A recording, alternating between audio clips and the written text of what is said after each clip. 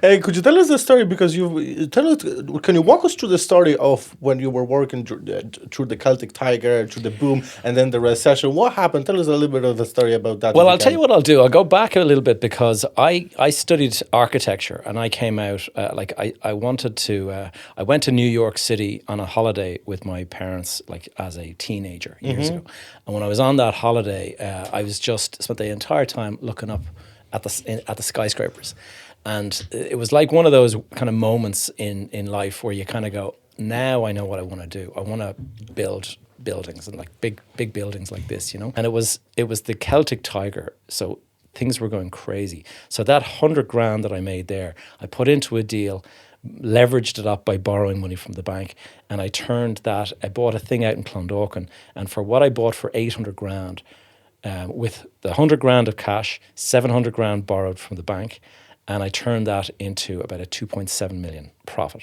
Not a profit, sold the entire thing for that. Well, So your success recipe seems very clean, because there was this small site that you bought for 25, sold it for 125, used that money to finance something for close to close to a mil, and then that made you 2.7. So. yeah, and this is and the thing is it kept going like that, okay? And that was the beauty and at the same time the curse of the 2000 Celtic Tiger kind of rise, is because it was so easy that you started to get a little bit complacent and you started to think that this is easy. Like in my mind, I had figured out the secret formula to making millions, okay?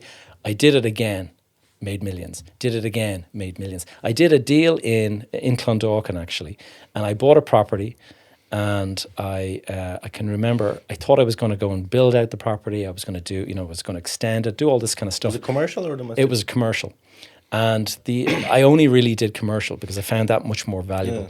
Yeah. And but I bought this property. I offered 950. I ended up closing the deal at 1.25. Okay, and I closed the deal. It was around about like the week before Christmas that I closed this deal. Took my Christmas holidays. January started kind of like, working, okay, we better go and get to work on this project, because it's a lot of money borrowed now, over $1 million.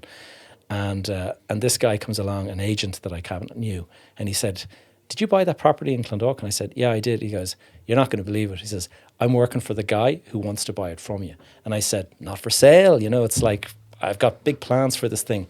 And we ended up 6 weeks later, shook hands at 3.75 million.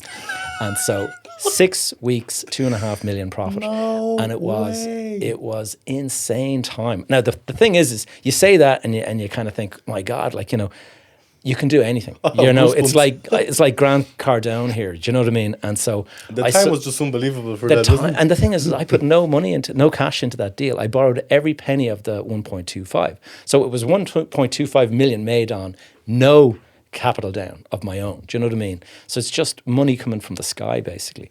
And it was probably the worst thing that happened in a sense, because what it did was it went to the head, and next minute I bought a penthouse in New York City.